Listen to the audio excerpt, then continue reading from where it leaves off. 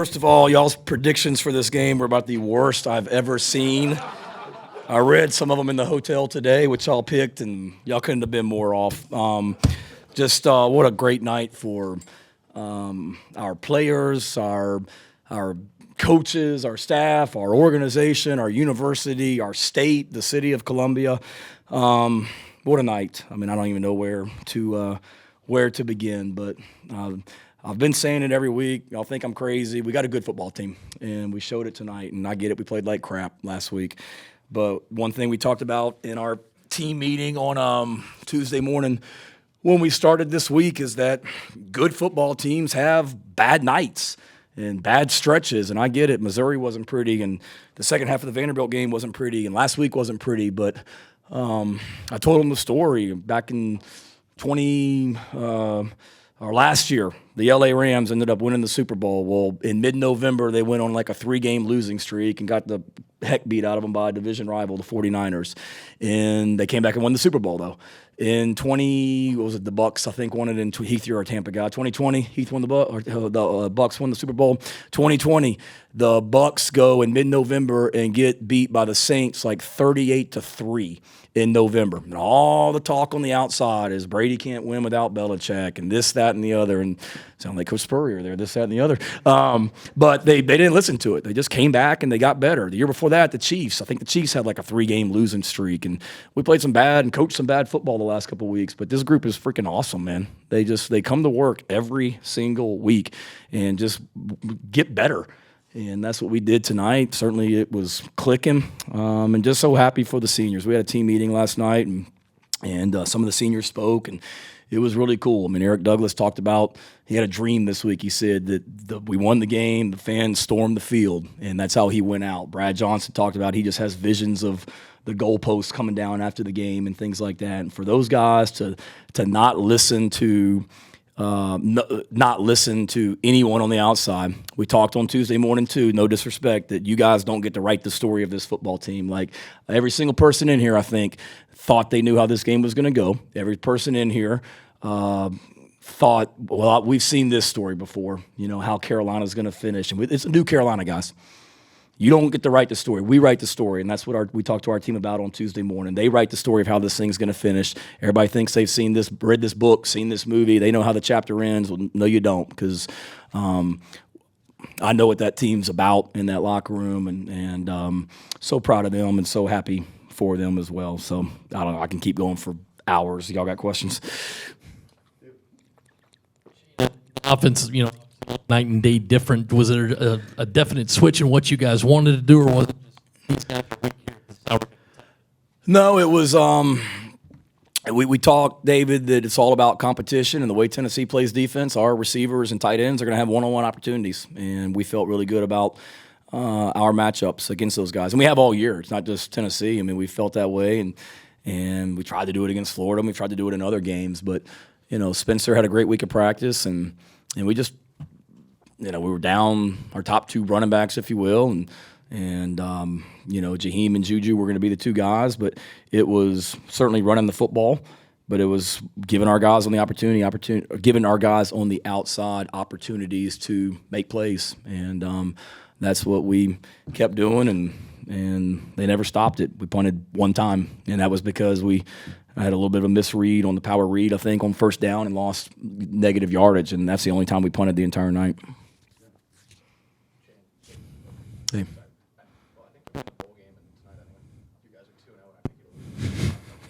Keep picking us to get the brakes beat off of us. You weren't the only one, Ben. I mean, there was nobody in the entire world other than my family and the people, and I think they thought we were going to win. I'm not sure if they did or not, but other than the people in our program that thought this thing was going to be, close. I guess when you look at tonight and what Spencer did, I mean, what can you say about his performance tonight and what you saw from him as a quarterback? The guy that he is. I mean, 30 of 30. I didn't even realize that. 30 of 37 for 438 yards and 6 touchdowns. Oh my God, he was on. You talk about players and being in the zone. I mean, that guy was in the zone tonight. Sapp was in the zone with the way he was calling stuff. I mean, our whole mindset going into this game, Ben, was attack. You weren't gonna you weren't going to win this football game punting on fourth down and not being aggressive. And the way that we coached the game offensively, the way we coached the game special teams-wise, the calls that Clayton made was not sitting back and being passive. Like, we wanted to dictate to them how this game was going to go. And Spencer did. He was aggressive, throwing the ball down the field. And then, just defensively as well. Obviously, losing Nicky Memori was a huge loss earlier in the game. But how about Peyton Williams? I mean, we're sitting here trying to redshirt the kid and hadn't even played much this year. And then he goes in an environment like that and plays his rear end off. So proud of him. Coach, talk about aggression. I mean, you guys went for it early on your side of the field on a fourth down. 12 different guys have a catch tonight. I mean, did you just go in saying basically got to let it all hang out because of how this team plays? Is that why it looks so different? Yeah, we always want to be aggressive, Heath. I told the team last night, and no disrespect to any other program that Tennessee has played, but in Tennessee's game last week, their opponent punted 5 times on 4th and 5 or less. And granted, they were in minus territory, and again, I'm not questioning anybody, but I just told our team last night, like, I ain't punting 5 times tomorrow night on 4th and 5 or less. I'm just letting you guys know. And we talked all week about just having each other's back.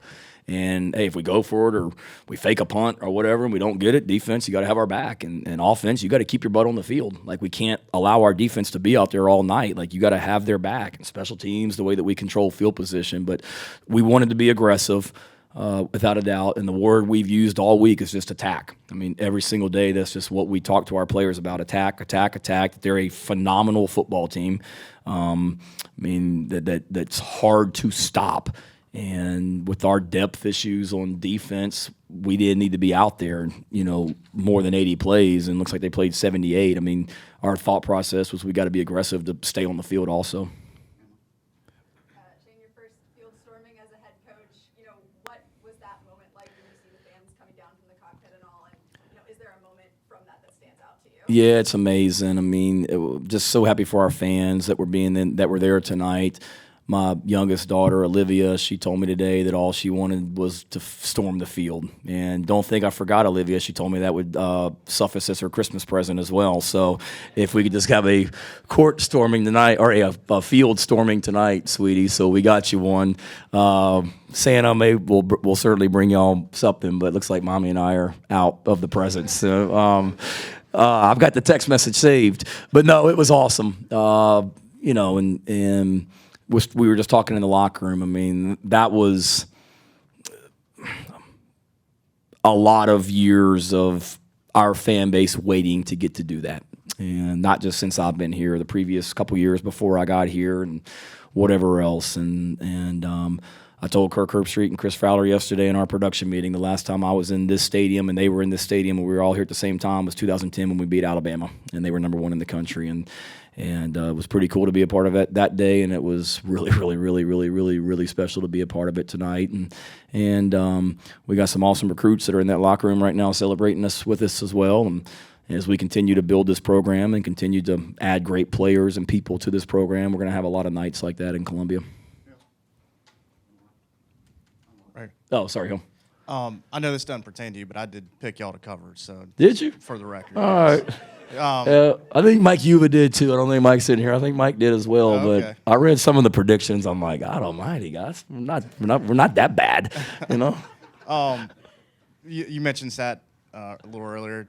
Can you just kind of speak to how he did tonight and I guess in the week leading up to tonight with the game plan? Yeah, he was amazing, and the players. I mean, Eric Douglas just came to me in the locker room and said we need to give Sat a game ball, and Eric actually got up in there and talked about what an amazing job Sat did tonight, and not just tonight but throughout the week as well. And I get it. I mean, it's what you sign up for when you're the head coach, when you're the offensive coordinator, when you're the quarterback. When things don't go well, we're the 3 people that get the most blame. And don't get me wrong, a lot of it was warranted. We scored 0 points offensively last week against Florida, and we didn't look pretty against Missouri. But to be without Marshawn and CBS tonight, and to do what we did offensively, it's I know I keep saying this, but we've been close, and it hasn't been good enough. I'll be the first to admit that, but really proud of him and the week that he had and just going to work and and getting better. So pretty special night for him, for a guy that is from East Tennessee and was a graduate assistant there as well.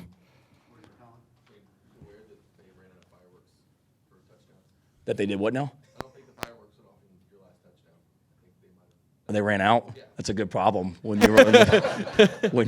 you run out of fireworks. That is certainly a good thing.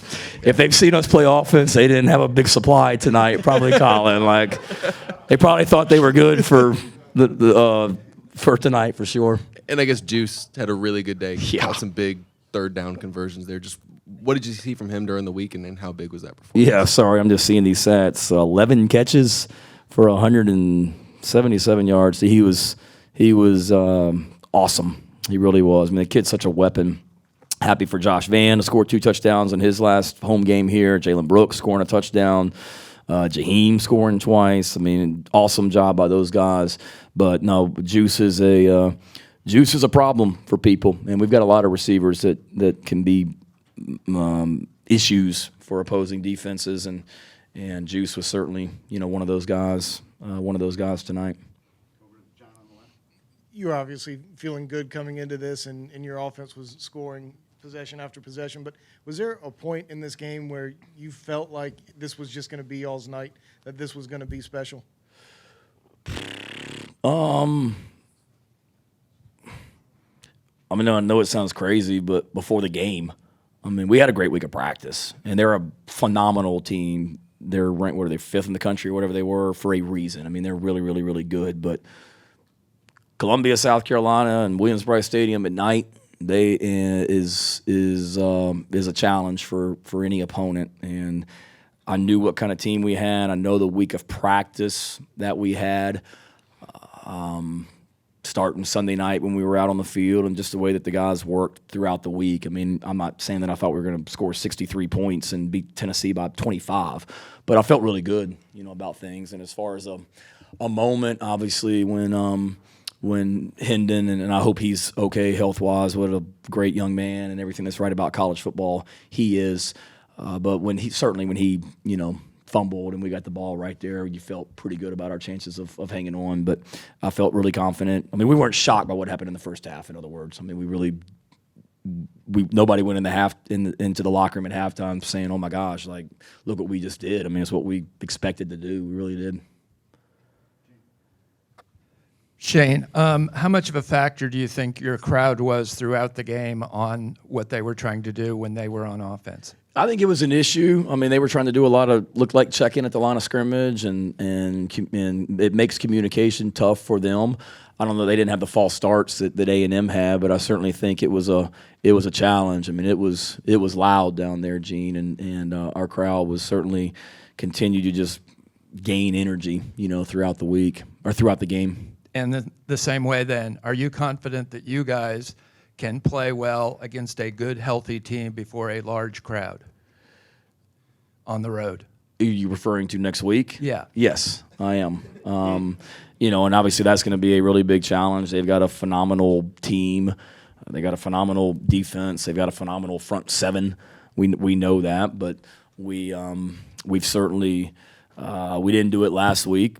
But I feel like Kentucky. I mean, Kentucky it may not have been 100,000 people in there, but Kentucky was not an easy environment to be a part of, and we played pretty dang good up there that night. Shane, you briefly mentioned Josh Vann. How happy are you for him? I know you talked about him this week. He made the decision to come back.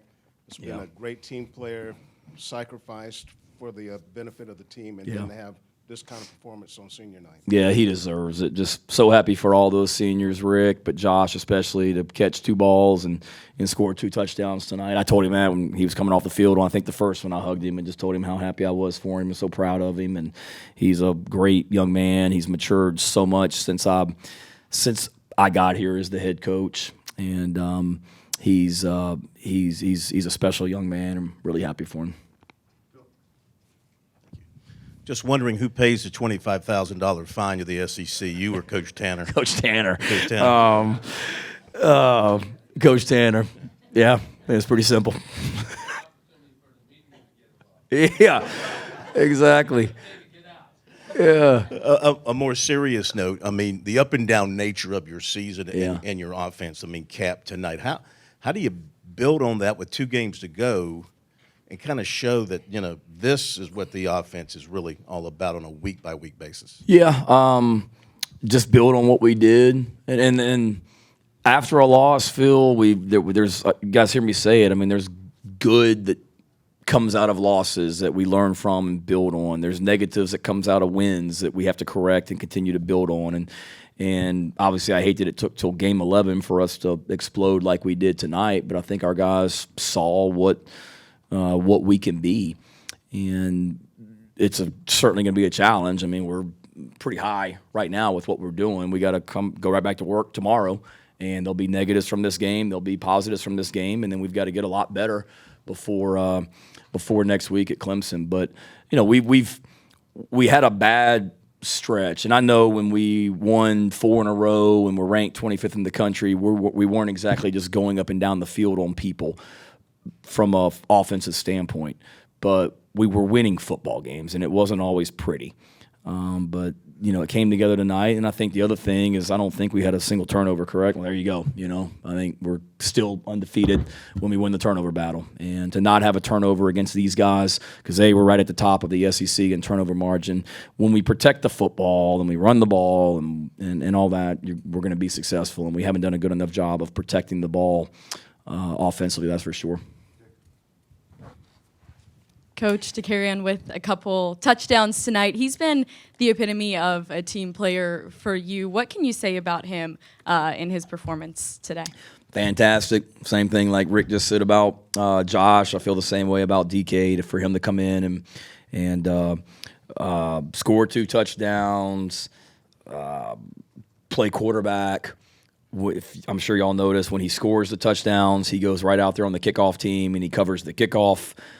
He's playing on all of our special teams. He's awesome, and told him the same thing, man. Told him I loved him, I'm so proud of him, and so happy for him, and I am. I mean, I'm genuinely just really, really happy for these older guys because they've been through a lot, and this senior class, none of them came here to play for me unless they transferred in. But not only did they stay the first year when they could have left and lead us to a bowl game last season, they doubled down and they came back and said, we believe in what essentially you're doing and we want to continue to be a part of it. And I can still remember Eric Douglas and Javon Gwynn and Wanham and those guys sitting in my office when they told me they were coming back for another year. And they all told me, we have higher goals than just winning 6 regular season games. And there's more out there for us to do. And for them to come back and be so committed and do what they just did with a lot more for us to still do. Really happy for those guys, especially DK. And I told a lot of those guys, too, now they're not all super seniors. So some of those seniors that got announced tonight got another year. And told a bunch of them they better get their butts back here next year, too, and let's do it again. Can you talk about Jaheim's performance? You needed a running back. He had 17 carries for 82 yards to go along with all of his catches. Yeah, the kid's a football player. He is. I mean, he's just a football player. And Jaheim's the kind of guy you can put him anywhere, and he's going to go perform. So to catch 5 balls, to carry the ball 17 times and look good doing it, we weren't force-feeding a tight end, forcing him to be a running back. He's a really talented football player that can do good things when the ball's in his hands.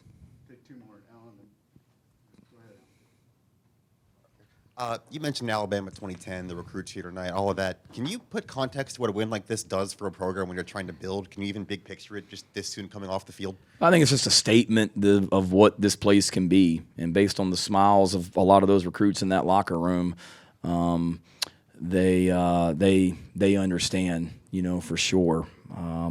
Got something special going on here. We really do. And to do it tonight without guys that at the beginning of the season we were all counting on being starters, whether it be going back to Mo Kaba and Jordan Strom and they got hurt against Arkansas, or CBS and Marshawn not playing tonight, or Nick Eamon-Warry getting knocked out, or Eric Douglas goes out with an injury and Hank Manos, a senior, comes in and does a great job to lead us to a touchdown. I mean, there's just so many stories like that. I'm just so proud of all these kids. And it is a statement that, look what we just did, and we're nowhere near where we're going to be as we continue to get this program better and better. Last one. Anybody else? All right.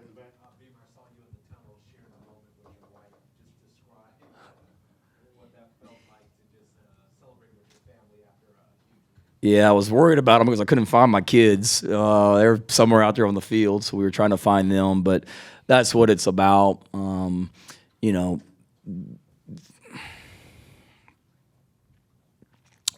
everybody's a part of this thing, and they make a lot of sacrifices. She does, and I'm sorry, she does, and our kids to allow me to do what I love to do. And she makes a lot of sacrifices. But they're also the ones that, you know, we lose a game and we stink it up like we did last week. I get to go back to work. I can isolate myself in the facility. I can stay off Twitter, and I can kind of just be in the bunker. They're the ones that are out in the community, and they're the ones, not just me, but all the assistant coaches' wives and kids. They're the ones that are in the community. They're the ones that are in schools and are going to school during the week and things like that. So for them to be able to they're a part of this, and to share in it after a big win like tonight is pretty dang special. Yep, and it was also my mom's my mom's birthday a couple days ago. So this is one hell of a birthday present for sure, and happy for her and as well. So I'm blessed in so many ways. Thank you guys.